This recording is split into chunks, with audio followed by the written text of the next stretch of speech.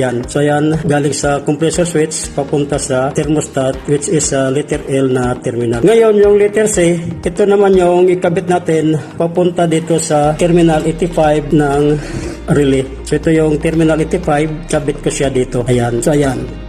Ngayon, yung natitirang dalawa ng ating relay, itong terminal 86, ikabit naman natin to sa ground. So ito yung negative, ikabit ko yan dito. So ayan, ikabit ko yan dyan. Ayan.